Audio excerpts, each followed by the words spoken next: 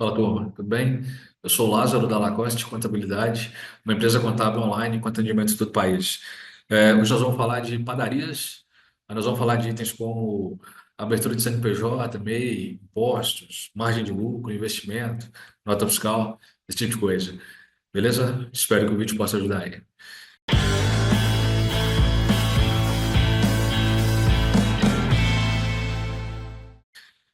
Então, turma, vocês vão precisar de ter um CNPJ, né? Não dá para mexer com isso como pessoa física. E também, além de ser obrigado, né? Tem uma lei que fala disso, não vou entrar em detalhes. Também ter um CNPJ deixa mais profissional, né? Para vender para os clientes, comprar dos fornecedor.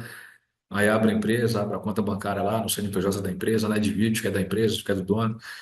Fica bem separadinho ali, né? Outra coisa importante, aí quando vai abrir a empresa tem que definir três coisas, né? Atividade, o tipo jurídico e o tipo tributário. A atividade é essa que eu vou mostrar aqui para vocês, né, que é o CNAE, Cadastro Nacional de Atividades Econômicas. Sempre que vai abrir uma empresa, tem que definir esse negócio. Quem cuida disso é o IBGE. Aí toda atividade legal, digamos assim, no país vai ter uma atividade correspondente lá, um código correspondente. No caso da padaria, vai estar dentro desse grupo aqui, grupo G, 47.2, mais em específico esse aqui, 47. Aí se você clicar nele aqui, abre mais coisa ainda, né? E a gente sabe que padaria não vende só pão, né? Vende um monte de coisa lá, aí vai selecionando aqui para o CNPJ ter todas as atividades todos os produtos que a padaria vender ali, digamos assim.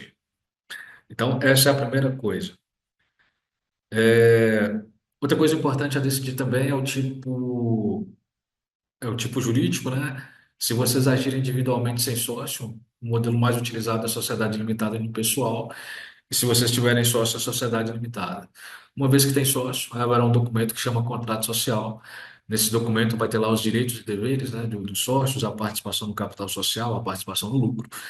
Capital social é toda a quantia necessária para pôr a empresa de pé. Então, todos os gastos iniciais ali, né, de reforma do lugar, estoque inicial, equipamentos, né, todo gasto necessário ali inicialmente é chamado de capital social. Beleza? É, tipo tributário. A primeira opção que tem no Brasil é o MEI, microempreendedor individual. Aquela atividade que a gente viu pode ser MEI, né? Não é toda atividade que pode ser, essas aí podem, né?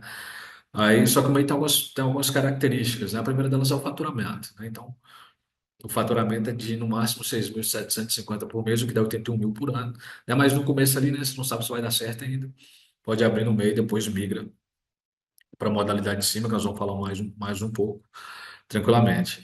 E quais são as características do MEI? Só pode ter esse faturamento aí, né, que eu já falei, só pode ter um empregado. Mensalmente vai dever um imposto lá de R$ 70 por aí, que inclusive vai servir para aposentadoria suas, não precisa, não é obrigado a ter contador, não paga nada para abrir. Se o cliente for pessoa física, não precisa emitir nota. Se for pessoa jurídica, precisa emitir nota. Ou então, se esse cliente é pessoa jurídica, ele mesmo emitir a nota. Porque a nota fiscal ela pode ser tanto de saída quanto de entrada, né? O que mais? Tem que entregar uma declaração anual, né, para o governo, e o governo pede para fazer um relatório de vendas e arquivar os documentos de compra ali. MEI é basicamente isso. Não podendo ser MEI, aí a próxima modalidade que tem é a microempresa. A microempresa é totalmente diferente, né? Nesse caso aqui, vocês vão precisar ter contador, sistema de contabilidade. No Brasil, toda pessoa jurídica de direito privado tem que ter contador, exceto o MEI. Vocês vão gastar uns R$ 500 por aí para abrir o CNPJ, né? Isso são taxas que vai para a prefeitura, para o governo, tem que comprar um negócio que chama certificação digital. Aí o que o contador faz? Vai, além da abertura do CNPJ, né? Vai cuidar do licenciamento nos órgãos públicos, né?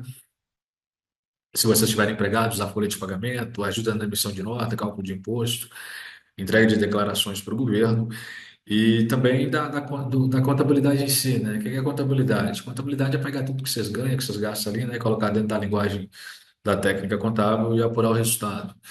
Se esse resultado for positivo, chama-se lucro, e esse lucro vai parar lá na declaração SUS, pessoal de imposto de renda, pessoa física. Se negativo, chama-se prejuízo. Beleza? Bom, vamos falar um pouco agora da parte financeira.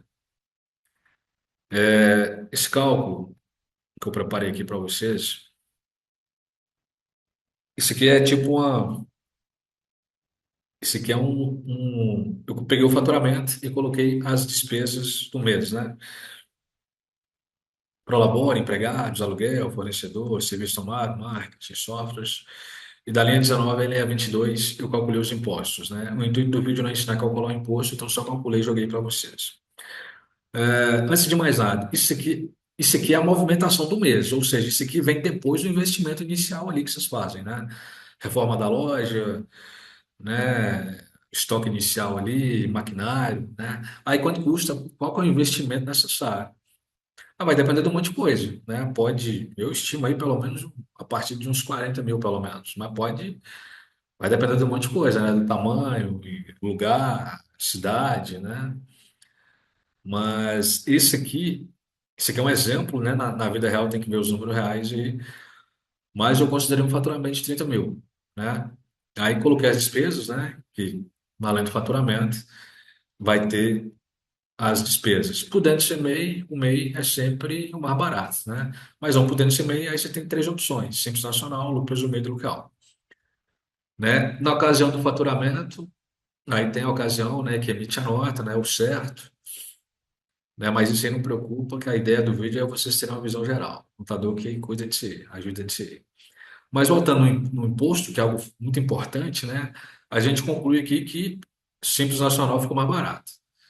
Simples na linha 23 aí, Simples Nacional, lucro presumido e local, né, que são as três modalidades, as principais modalidades de cálculo de impostos no país, né?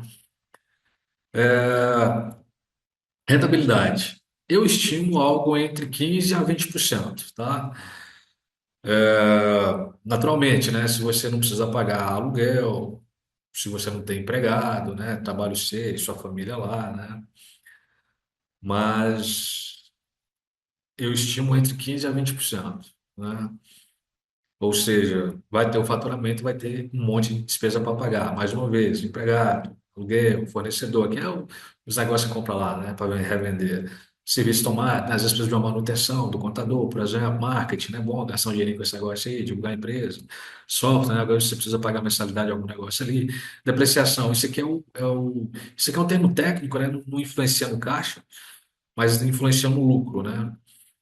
Isso aqui, a depreciação é tipo o consumo do valor investido ali, né? Você fez um investimento de 60, aí estima a vida útil desse negócio, aí mensalmente vai apropriando ali, né? E, então, nesse exemplo nosso, o Simples Nacional ficou melhor. Empregados, eu coloquei aqui, né? E tá tudo aqui dentro. O salário, né? Férias, 13º, FGTS, INSS. E Prolabore. Prolabore é o salário do dono. Quando você, além de dono, atua no dia a dia da empresa, você não pode chamar todo o caixa retirado da empresa de lucro.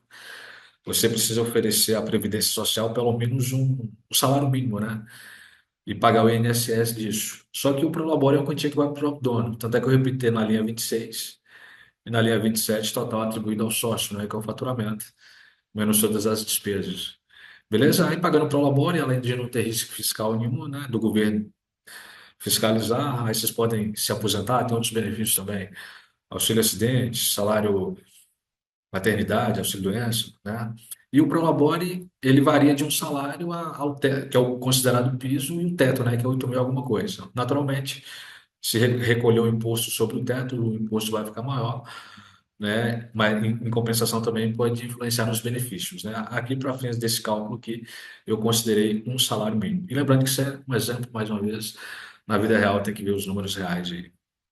Beleza?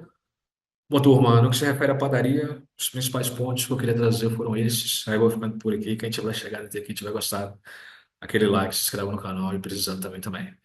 Beleza? Até a próxima. Tchau.